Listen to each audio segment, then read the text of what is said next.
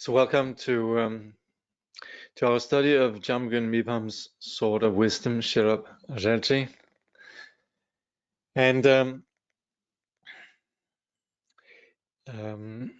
it's really encouraging that all of you are here, because what we're studying, pramana, is actually really important, because what we're looking at with pramana and what we're looking at with this whole idea of valid cognition is actually asserting the value of the knower. Samsara and nirvana only exist on the basis of the knower. Confusion doesn't exist in phenomena in and of themselves. It's our person, our subjective consciousness that creates a version of reality. Reality itself doesn't sit around and have any kind of, you could say, the nature of things as they are naturally without any, you could say, projections. Phenomena exist as they are. The nature of reality, the Dharma Dhatu, whatever we might choose to call it, simply just abides as what we call suchness. And what is happening with us as sentient beings is simply a misalignment. We're missing the point. And this is something we needn't be too philosophical about. It happens all the time. And particularly what we call relative and absolute truth is only too simple to see from the point of view that we all see things differently. Elizabeth Matis Namgyal, she makes a point about the difference between understanding relative and absolute truth with her famous example of the A-frame, you know? What is this? Well, it's obviously the shape of an A or a roof and so forth. And we would look at that and we would say roof. But in fact, it is just two fingers that have come together. It's just two elements that are sitting here. And we impute a label, we impute a perception of a particular kind onto this. You might just say, well, that's two fingers. You might say, that's a roof, that's an A-frame. And then, of course, famously, we would say, is that one or many? Well, it's a shape, but it's consisting of several conditions that come together. And the nature of phenomena are such that they really only exist as conditions that come together and present us with what we then attribute as a particular perception. So that's where we need to look at the looker. We need to look at the observer. We need to look at, we will find truth through our perceiver not being confused. So that's why the entire Buddhist path is really about shedding confusion and coming to terms with things as they are. And that's why it's so important that we can assert, how is it that we understand things? Well, in this course here, we've looked at how things are something we can perceive directly. As I look and I say there's a hand, very simply. But also when I look at this, then I also can understand that this is a dependent arising. This is a set of causes and conditions that I attribute the label hand. But this comes about through an insight that's based on a direct perception, and then I can then infer, I can understand logically that this hand that I'm perceiving is in fact something that is a perception that I attribute to the object hand, and so forth. All phenomena exist in this way. So we are looking at the direct perception that we have of things and the understanding, the inference that come from that. And presently then we're looking at the inference, and we're making some very important observation, and this is where I'm repeating a little bit sort of some of the material that we're going over here and going over it rather slowly. And today I'm just going to be, you could say, completing this section here on the what we call the four ways of valid cognition. Two that have to do with a relative truth, and two that have to do with absolute truth. So let's begin this with invoking the wisdom body of Jamgon Mipham Rinpoche. Through the blessing of awareness emptiness, Manjushri Kumara, you open the expanse of wisdom and the 8 minds of confidence, thus mastering the vast treasuries of transmission and realization. Mipham Manjushri Gosha, I supplicate you. So again, just to reiterate, I hope you don't mind, I'm very emphatic about this point. Conventional and ultimate valid cognition. And I'm just going to read what we have from Douglas Duckworth, who's such a brilliant commentator on Mipham Rinpoche. He says, Mipham Rinpoche delineates 2 types of conventional valid cognition based on confined perception and pure vision. And this is what we looked at last time. Confined perception, that is the valid cognition with regards to what we ordinary persons see. Pure vision, the valid cognition of pure vision, is for persons that are not ordinary, sublime beings, persons that have less obscurations. So that's then the foundation for the entire notion that we have of pure vision. And this is so significant for us who practice Vajrayana, that we're not imagining something, but rather where we are obscured, we nevertheless can recognize how things are without our obscuration. The example given classically is that you have a white conch. Now, we might have a condition, jaundice, some sort of liver disorder, where we perceive the white conch as yellow. Now, we see it as yellow, but what we mean with pure vision is that when we practice sadhana, and when we visualize ourselves as Buddhas and others as Buddhas, and we see the world as a Buddha field, that's a bit like if we were to look at the conch, which we see as yellow due to our liver condition, we would nevertheless say, that's a white conch. We actually are visualizing the conch as yellow, as white, despite us seeing it as yellow. Get it? We're visualizing the conch as white, even though we see it as yellow. What is it that we're doing? We're actually undertaking, or rather, we're maintaining a view of how the conch is, despite our subjective, you could say, misinterpretation or invalid view. And so if somebody were to tell us, ask us, what's the color of that conch? And we're looking at it and we're seeing it as yellow, we would say to that person, oh, it's white, because we know that we are projecting something onto the conch that is not actually the nature of the conch. And similarly, when we talk about pure vision, when we engage in the visualization practice of pure vision, it's just as if we were acknowledging the fact that phenomena exist without our particular subjective projection. So that's basic to the entire scope of the Tantras.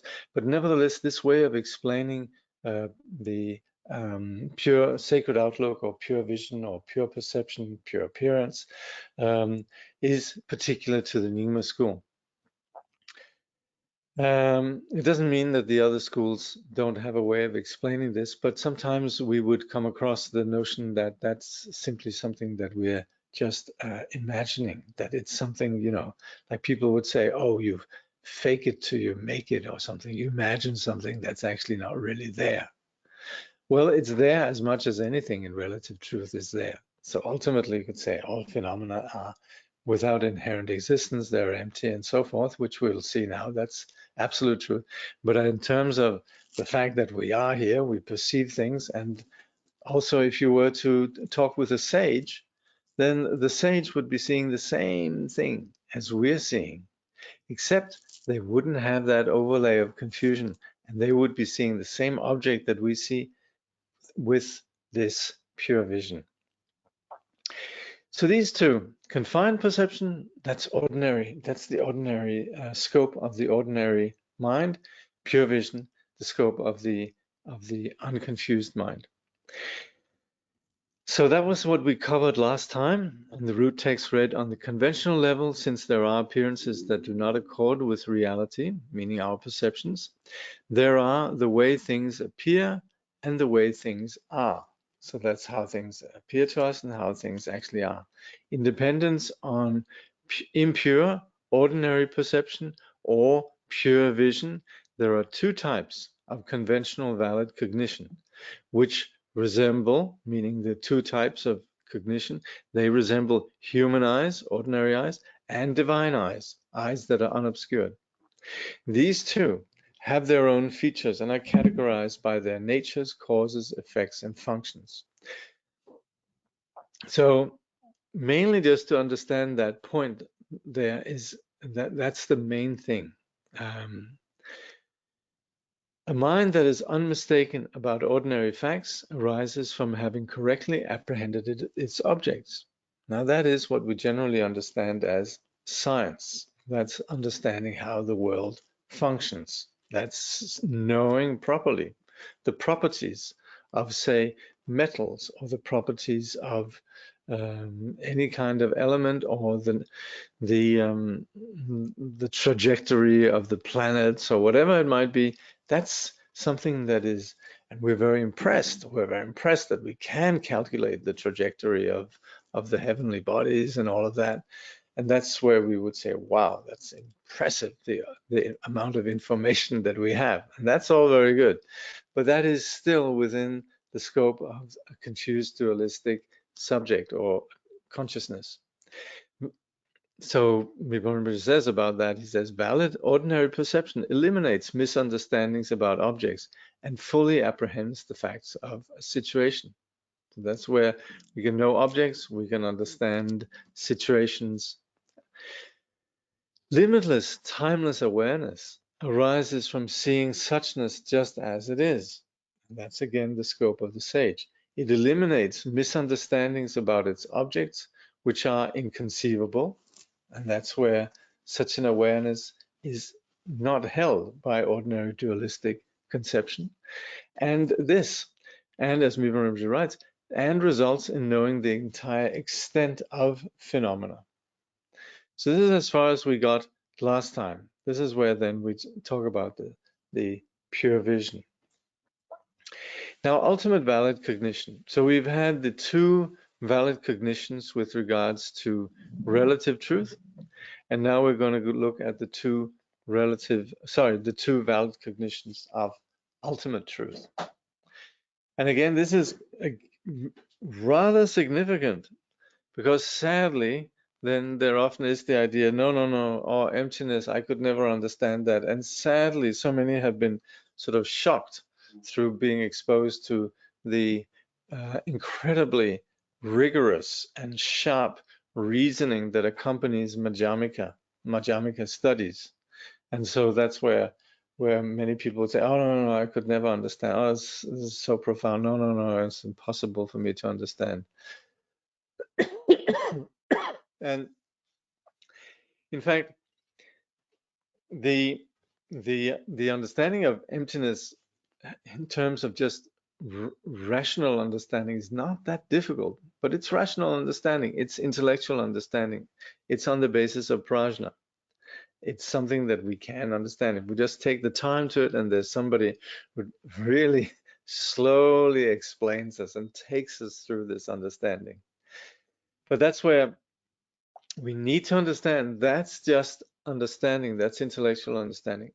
The absolute, the valid cognizer of ultimate truth that takes place in an ordinary person through understanding, and the cognizer of ultimate truth that takes place within a sage, they're very different. The first one is an understanding. It's what we call generic image, chidan. The second, donchi, sorry, donchi. The second is experience, realization, and that's different. And so we talk about these two. So this is what we'll look at here. And Mipham Rinpoche, or rather here it talks about from Khenpo Palten Sherp, he says, second, for ultimate valid cognition, the root text says, and then Mipham Rinpoche writes, There are also two approaches to the absolute truth, the expressible and the inexpressible. These are comprehended by the two types of valid cognition that investigates ultimate reality. So Douglas Duckworth, and again repeating what actually we started off with at the beginning of this chapter, he writes, meaning Mipham Rinpoche, his two conventional valid cognitions are similar to his two ultimate valid cognition, those that concern the categorized and uncategorized ultimate, in that the division is grounded in two distinct modes of understanding, a delimited conceptual mode of mind and an inconceivable mode of wisdom. Now, the Tibetan for these two types of ultimate is Namdang Pe Döndam and Namdang Mayin Pe Döndam. And Namdang really means enumerated, or something that is conceptual, labeled, categorized. And here, in this translation by Anne Helms, expressible. And then there's the Namdang Mayimpa, the inexpressible, that which is not something we can label, enumerate, conceptualize, or categorize. So these two kinds of ultimate valid cognitions, so you can say the insight, they come from, on one hand, a conceptual mind, and the other, actual wisdom. So in his commentary then, Khenpo Palden Sherab says, there is also a twofold division within the absolute truth. On the relative level, there is the expressible ultimate, which says that objects of consciousness that arise, abide, and cease in post-meditation do not actually arise, abide, or cease. Now, here we talk about two kind of what we could call valid cognizers. That is, you could say, the intelligence of the cognition, or the sort of awareness that we have in post-meditation. And that's where we perceive ordinary phenomena. That's in post-meditation. There we're just relating to the world, but from the point of view of the expressible ultimate, then we analyze these phenomena and we can see that they actually don't, there is nothing that comes into existence. All we have is a set, again, like Elizabeth Matters Namgyal, she says, we have here, what do we have? We really just, here we have an A-frame, right?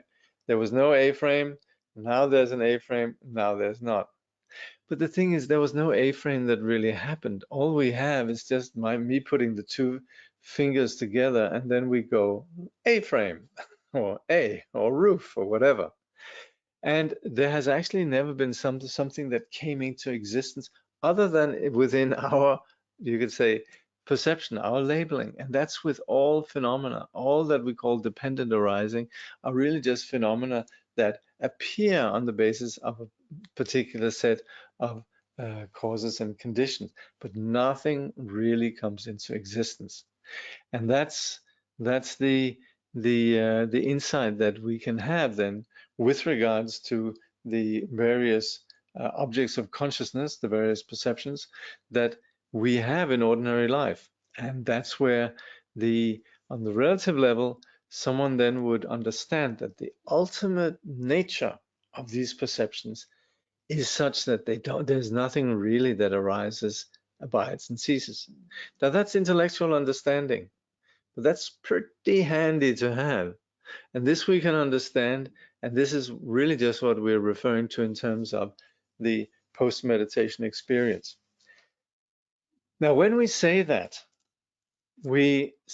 such an emptiness is an existential negation. The Tibetan for this is mengak, which really just means there is no, there's nothing there. Meaning there's something that appears, yet there's actually nothing that really has any reality. So that's the main point. It's a bit like if we're sitting in the movie and we're completely caught up in the plot, and then somebody says it's not really happening. You know, there we are, and we're terrified. There's was it is in The Shining, Jack Nicholson sort of bashing his way through the hotel room door. Here comes Johnny, and we're completely terrified. And and and then somebody says, "Hey, get a grip. It's just a movie." What we're perceiving, as we're perceiving it, being held by this perception, is that something terrible is happening. And yet we're actually notified by just seeing that it's actually not happening. First of all, it's just all, you can say, pixels, images, imagery, and so forth. And in addition to that, the original shooting of this movie is just, you know, actors and so forth. So that's where we understand the terror, the horror, whatever it is actually is not, is there's nothing there. And that what we call is an existential negation. We're just saying that there's nothing there. Now, that's how we have what we call um, a expressible ultimate, or a categorized ultimate. This is just all taking place on the basis of our common sense, our rational analysis. So that's where we talk about the objects of post-meditation. On the ultimate level, Khenpo Sherpa says, there is the inexpressible ultimate. So what we had before was what we can assess rationally. On the ultimate level, there is the inexpressible ultimate, which is characterized by the fact that within meditative equipoise, the objects of timeless awareness arise, free of all constructed extremes, such as arising and not arising, and existing and not existing. So that's where the inexpressible nature, that's something which is then known in meditation. And we're talking about the bodhisattvas post-meditation before, in terms of all the objects that we perceive that we can assess are not really actually really arising, abiding, or ceasing. But then within the meditative equipoise of the bodhisattva, within such a meditative equipoise, then there's simply just the presence of wisdom, the timeless awareness. And that timeless awareness is not something that has ever arisen. It's not something that's abiding. It's not something that's ceasing. It's not something that exists or not exists. That timeless awareness is free from these, what we call constructs or conceptual constructs. And that's very different. So Paul Sherpa says, so the ultimate truth has two types of valid cognition. The valid cognition that investigates the expressible ultimate, and the valid cognition that investigates the inexpressible ultimate.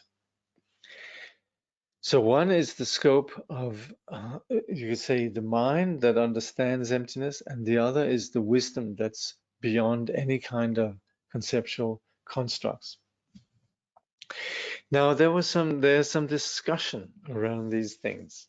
And this is where we naturally could understand that through the sort of various ways that this can be approached. We could understand it directly, what we call the prasangika way, which is the explanation that we have in, for example, the Madhyamika Avatara, where Chandrakirti, he presents what is known as the prasangika middle way. And that's simply just the understanding that there is nothing that we can assert as having any there's not a place in which we could pigeonhole reality as such, and hence the approach of Chandrakirti in the Madhyamaka Avatara, which many have studied in the context of Tsongtse Rinpoche's teachings. There, this approach is such that it doesn't allow for any kind of conceptual reference. And so that's, you could say, the pinnacle of all views. It actually is putting an end to any kind of conceptual way of constructing the ultimate. And that's, for the modern person, isn't that what we all want? Freedom from any kind of dogma, any kind of holding on to some idea that this is truth. Chandrakirti is actually saying there is nothing that we can hold on to. And as long as we hold on to something, we're not going to see the truth. So this is delightful. This, you could say, is the vision into the complete freedom from conceptual constructs. So that's the Prasangika approach, and that is universally among all the sort of Buddhist traditions within Indo-Tibetan Buddhism is asserted as the highest view, particularly when it comes to Dzogchen, the teachings of the Great Perfection. This very much is also the view that we find there in terms of the wisdom that is free from any kind of, like we looked at before, it's free from all constructed extremes, such as arising or not arising, is existing, non-existing. So the Prasangika view and the view that we find in the Great Perfection teaching totally align. Svatantrika is another way of understanding it, and the Svatantrika is actually in some way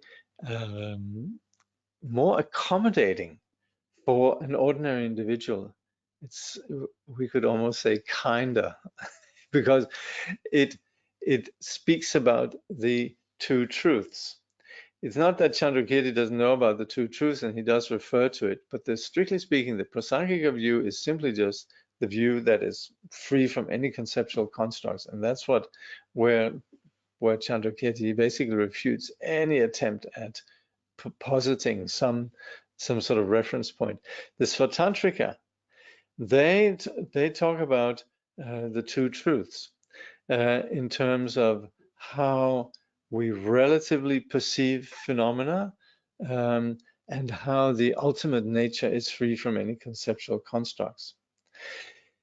So that's where the Svatantrika very much emphasizes the knowledge of the relative world as a construct of the mind. For those that are interested in these things, we would say that the way that the Svatantrika, they construct the relative world is according to the Yogacarya approach, in which we say everything is mind. Everything is simply just the mind creating and experiencing, asserting particular perceptions. That's mind. There's another approach to this kind of asserting the relative truth, which is that of what we call the Sotrantika, those that expound scripture, and they would say there is phenomena out there, and these phenomena, they exist relatively on the basis of how we attribute their nature in terms of universals and particulars, but they essentially say there is something out there. The Yogacarya approach says it's all mind. So that's where these two approaches exist within this Svatantrika. There's some Svatantrikas who abide by the view that there is something out there. Some would just say that it's all mind. In the Nyingma tradition, and the view that Mipham Rinpoche presents, this comes down from someone from Shantarakshita. There we would say that phenomena, just a second here. There we would say that phenomena are simply the relative phenomena that we experience is mind. We would just say everything is mind. That's a biggie, but it's taken for granted. I remember reading Chögyam Trungpa Rinpoche's teachings on the 4 foundations of mindfulness. And at one point he says, I needn't tell you this, but everything that we perceive, right down to every bolt that has screwed anything together is all mind. So clearly Trungpa Rinpoche sort of assumes in presenting meditation that the students are all clear on everything is mind. Yeah, we're all good, right? Everything is mind. And that is the Yogacarya view, and that is the Svatantrika way of asserting relative truth. Ultimately, there's no notion of the Prasangika. They wouldn't go there in terms of beginning to assert the nature of relative perception. They have an approach where they just say, well, whatever ordinary people say, we just agree with them. If people say things exist, we just go, yeah, well, I guess for you it exists. Some people say they don't exist. We say, yeah, well, okay.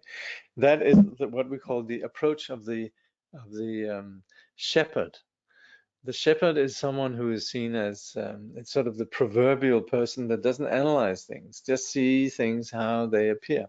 So the Prasangika, they don't bother with explaining relative truth. But the Svatantrika do, and they're very interested in how we understand the relative perceptions. And for us who live in the modern world, that is quite helpful because we're very involved with science and the way that the science understands reality and theories around reality and so on. So to have the Yogacarya way of explaining things according to relative truth is quite significant and quite helpful. But the Svatantrika and Prasangika, they completely agree when it comes to absolute truth.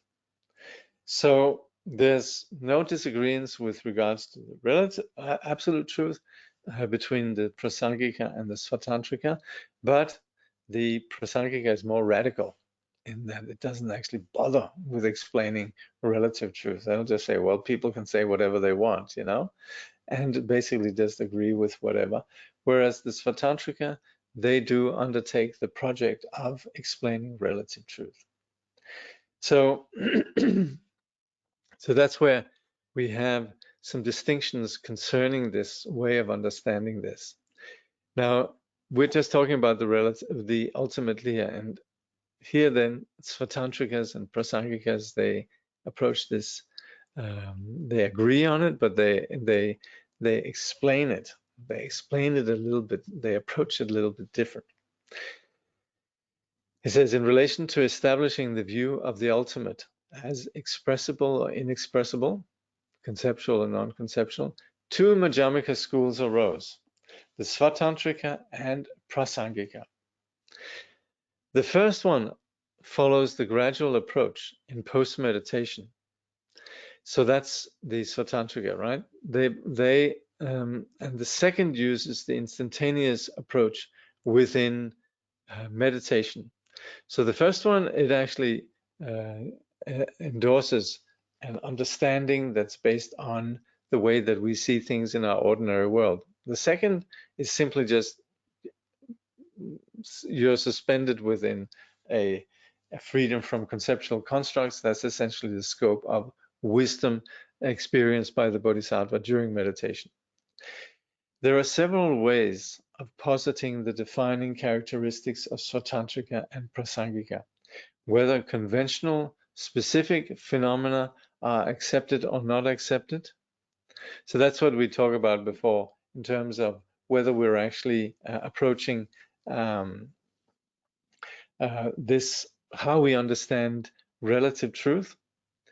And that's where whether or not we speak about and try to describe relative truth. So, also, whether logical reasoning is presented or not presented. That's again whether we use, like we have here in this context, syllogisms and so forth, logical reasoning.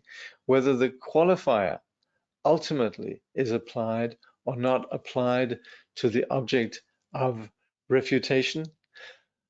I would like to beg your forgiveness here. I'm not entirely sure what that refers to. This line there where it says whether the qualifier ultimately is applied or not applied to the object of refutation. I have some guesses happening, but I'll pass on that one. And then and whether a commonly agreed on subject for debate is accepted or not accepted. And that's where we would speak about whether there's something that we are looking at that is then debated. And that's where the Prasangika, they wouldn't really debate anything. They would simply just refer to relative truth as accepting what is ordinarily understood by anybody, you know. Whereas the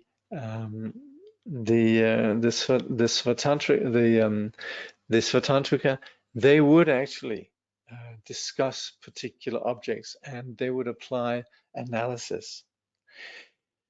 So Khenpo Palden Sherpa says, these and other distinctions are posited merely as subsidiary ways of classifying these two schools.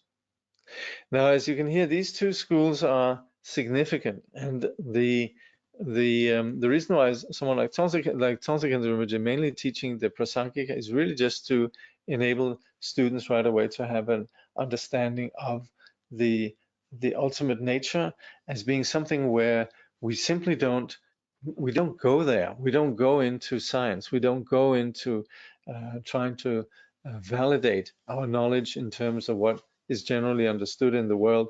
We simply just would say whatever there is, relatively, we just accept whatever ordinary people say. Ultimately, freedom from any conceptual constructs. This could sound tempting to just go there, and that is in some way, you could say, the easy way out. And Rinpoche himself, he referred to the Prasangika as being a little bit the hippies, because they're just like, well, you know, it's all just relative, you know, who cares? Whereas the Svatantrika are a little bit more conscientious. They're sort of more into an analyzing and understanding, and that can be quite helpful. From my position as someone engaged in communicating Dharma in the modern world, in which there are a lot of views, then the Svatantrika is quite helpful because it actually does give some explanation with regards to our perceptions and how they happen. Anyway, Khenpo Palden Sherpa, he continues here, he says, here are the main distinctions that define the two schools. The Svatantrika Madhyamika begins, in the context of post-meditation, by emphasizing the insight that distinguishes the two truths. So within our ordinary experience, we talk about how there's relative truth, in which I perceive things in particular ways, you will perceive things other ways, and in general, we accept a conventional reality. Temporarily, the Svatantrika establish the expressible ultimate truth and make assertions about it, and in the end, they progressively engage in the inexpressible ultimate truth beyond all assertions. So they apply then analysis with regards to phenomena and say, look, this here, if we analyze it, that A frame is in fact just a dependent arising. And as such, there is the absence of, you could say, truth within this. The fact that it's a dependent arising means that it is ultimately empty. And that's how they establish an expressible ultimate truth, the categorized ultimate truth. But they are also practitioners, and they engage in the meditation, they engage in the inexpressible ultimate truth beyond all assertions.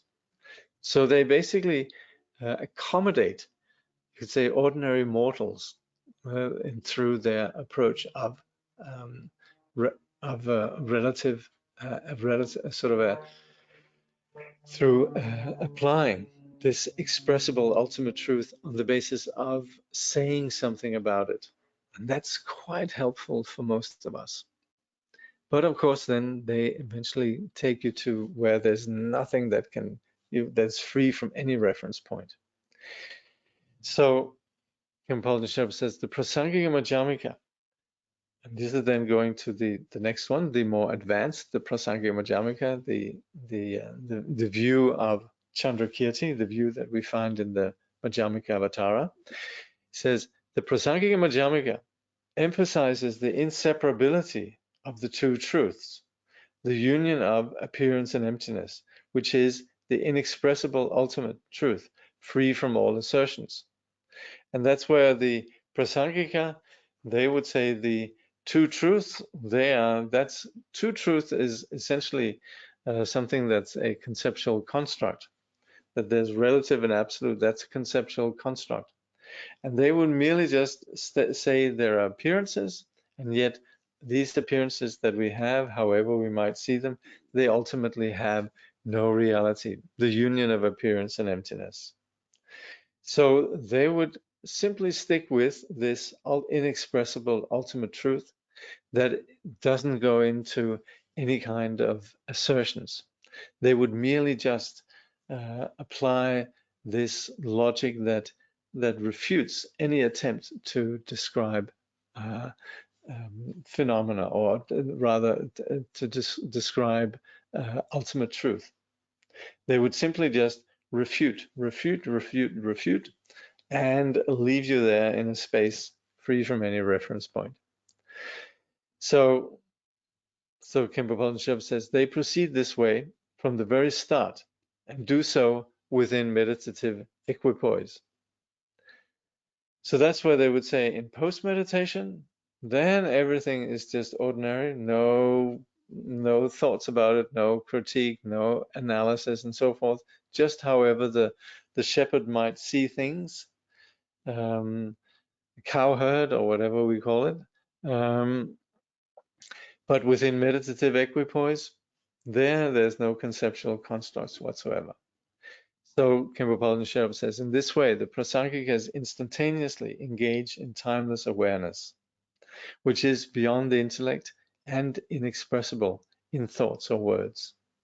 So the Prasangikas have no assertion whatsoever and destroy all conceptual constructs and reference points, and simply just settle in to this timeless awareness, which is inexpressible.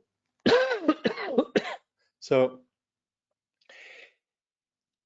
some reservations could be made with regards to this, which is that if you don't actually are able to engage in this timeless awareness, then this freedom from any kind of conceptual reference point could be rather tricky. And that's where there's a danger of just falling into simply just the idea of an existential negation, just saying, oh, there's nothing there. And so we would say there's a little bit danger that for someone who is not able to, for an individual that can't settle into this primordial purity of timeless awareness, then the idea of just that there's nothing, no reference point, could very well result in nihilism. So that's where the Svatantrika, they would say the more safer approach is to approach this in terms of first understanding what is this emptiness nature and operate with that as how we can understand what we experience, and then gradually train in relinquishing our fixation on our projections about the solidity of phenomena.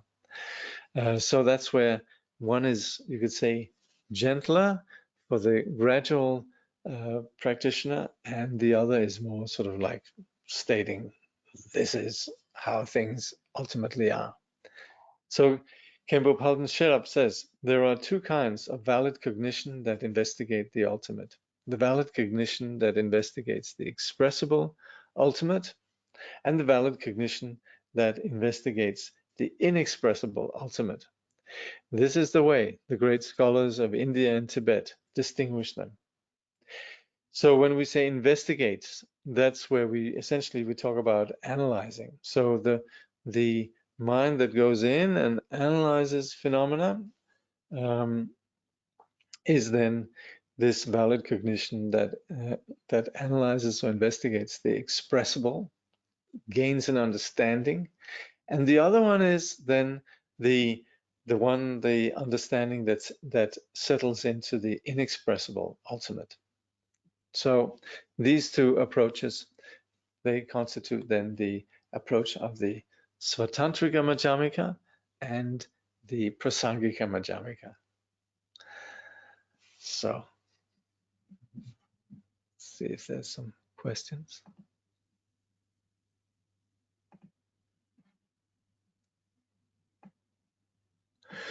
If objects are inconceivable, how can we say that they're empty? How do these two relate? That's a very good question, and we would say that the mind, or the investigating mind that concludes that objects are empty, that is still the ordinary conceptualizing mind. And that's again coming back to the discussion we've just had. The Svatantrika approach is this conceptual approach of looking at phenomena and seeing that they have no inherent existence. But like we saw also, this thought, phenomena are empty, that's just a concept. And so ultimately, even of course we abandon that. We understand that even that is just a concept, but it's relatively helpful to have that initial understanding, to simply understand, beginning to approach our seeing through the delusion of our confused mind, and seeing, hey, my mind, it makes up all these stories about things. And it's the conceptual mind that actually sees this. That's the prajna, that the prajna of hearing and the prajna of reflecting that actually sees that. Then when we go into the prajna of meditation, there we have two approaches. One is analytical and one is settling. And again, the one that is analytical is the one that is still within meditation, still asserting something with a, what we call a sort of a tsintang in Tibetan, which means that there's still a way, there's still an attitude, a subtle attitude of phenomena are empty. We still have that attitude. Whereas the settling meditation that ideally we would have in the Prasangika approach is a complete absence of any kind of analysis or investigating mind. Okay, so what can be the point of valid cognition investigating the inexpressible ultimate? We don't actually say, okay, if it is inexpressible, what can you learn from this investigation?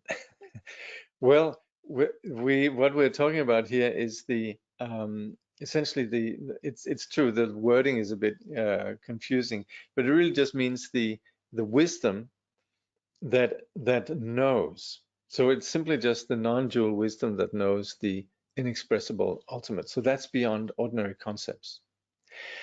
So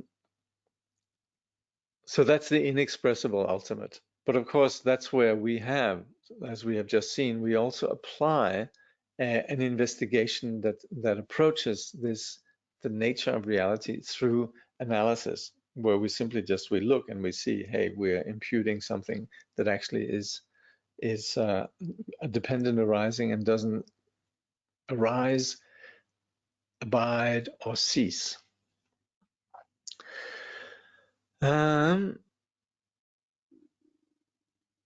This reminds me of how people in India move their head right and left in answer to a question. The head wobble. Yeah. But if it's inconceivable, then aren't we supposed to come to the conclusion that we cannot say if objects are empty or not empty? Well, it's very helpful for us to have certainty about what we're doing. So otherwise, it could just be that we have a vague notion, and there's something like, well, I don't know, it's all empty, It has to be pretty precise. And that's where we would say to have that, the mind that investigates the expressible ultimate is very helpful in terms of gaining certainty about phenomena. So that's again where we look at this and we think hard, is this one or two? And we see it's actually neither. There's not something there. There's an imputation of A, or imputation of roof or whatever on this object. But in fact, that is just a label on the basis of some conditions that have come together. Now, this kind of reasoning is very helpful in terms of us understanding emptiness. And how that helps us in everyday life is also, that's where we for example, we understand, let's say two people arguing over a common perception, let's say a piece of music. There, mostly all of us, we're aware that, you know, you might hear different pieces of music in different ways, and what's beautiful music is not necessarily beautiful for other people. And that's where we also understand this when we talk about politics. That's also where we understand how people, they see some people as good, some people as bad, and tastes, and all of that. That enables us also to understand how the way that we perceive things are really so much based on our subject, and to begin to identify how our subject creates the object as solid. That's enabling us to understand emptiness. So that's where, so that's where, um, so that's where we begin with this expressible understanding of emptiness as very helpful. And that we can do with our logical mind. Then in meditation, then we're comfortable to leave the mind without any reference point. And that's also where when we familiarize ourselves through the practice of meditation, of not rigidly believing every thought that we have, that we begin to relax our grip and fixation on phenomena. That's where that insight is then, you could say, permeated by prajna, by wisdom, by insight, and not just a sort of a blah where we just sort of leave the mind, you know, open and spacious and without any, you say, clear understanding. And so to have that clear view, it provides the confidence when we then settle in meditation, and that provides confidence in terms of our interaction with the phenomenal world in post-meditation.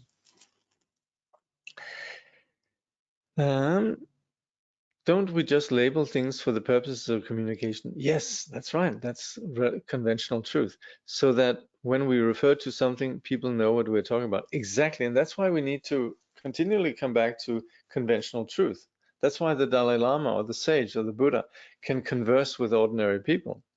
He can say, hey, look, doesn't this look like a roof? And we all go, yeah, it does. And he says, does that then have, you know, inherent existence? And that's where we can use relative truth as a stepping stone for insight. So that's where we can begin to see, some will see this as, you know, I don't know, they might see it as a hat, you know, or some might see it as a roof, or some might see it as an A or whatever. And that's where on the basis of common objects, we can speak, but we can also go further. And that's also on the basis of using shared perceptions that we can begin to look at these shared perceptions, and we can become a bit wiser, and it enables us to open our mind to how others could see things too. So it's the foundation for tolerance on a very ordinary level, but on the basis of what we're trying to do here, which is dismantle our belief in our projections and the dualistic confused mind, and go beyond this ordinary confused mind, to cease to be sort of continually obediently at the beck and call of the dualistic conceptual mind. That's where it's very helpful, the analysis that sees the lack of inherent existence in things. That's where it opens our mind. You do not have to take drugs. You just look. And by the way, if you do drugs or psychotropics, you're going to have some insights which just generates ideas, and afterwards you're just stuck with ideas. And so it's so not helpful. So that's where it's so essential to really approach this as one has from the time of the Buddha, to actually investigate, not just have sort of a momentary feeling about things or have a momentary insight about things. Because if that's fueled by artificial conditions, at the end of the day, we just become dependent on those artificial conditions. What we're trying to do here is not just shift the mind, but actually investigate how are things actually. So what Uncle Jakob here is saying, don't do drugs. But also not be dependent on just, you could say, feelings, moods, and so forth.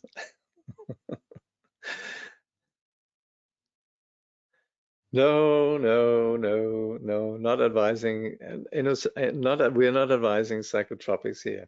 No, I don't have the guts to do that. And very much promoting simply just us sort of looking. You know, everything we're doing in the teaching is really just looking at things, seeing. And we can perfectly well do that on the basis of our innate prajna, sharpening the prajna.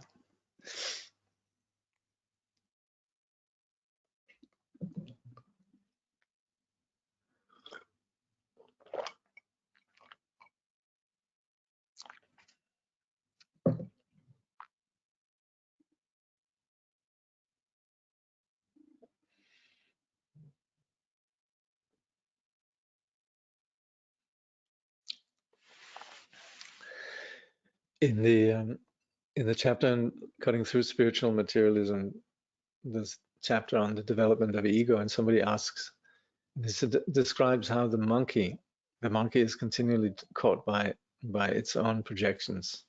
And somebody says, what happens if the monkey takes some LSD? And Chumram's answer is, he's already taken it. So we're already hallucinating. We've hallucinated enough for a very long time.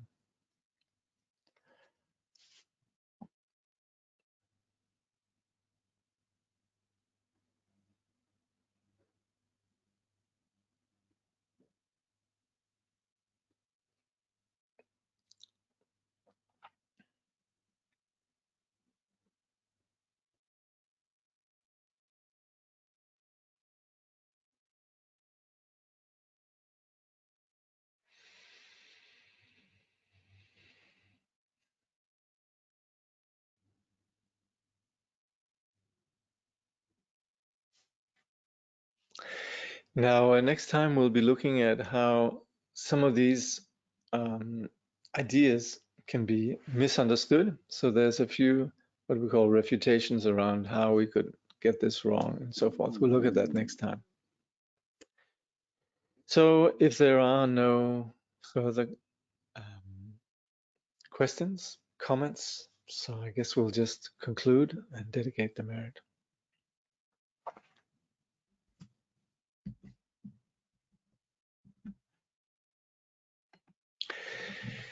Through all our births, wherever we may be born, may we be endowed with the 7 good qualities of the higher realms. As soon as we're born, may we meet with the Dharma and have the freedom to practice it properly. At that time, may we please the holy gurus and practice the Dharma throughout the day and night. Realizing the Dharma and accomplishing its essential meaning, may we cross the ocean of existence in that life. Thoroughly teaching the holy Dharma in this world, may we never tire of accomplishing the benefit of others. By this vast benefit of others, without partiality or bias, may all attain Buddhahood together. Thank you.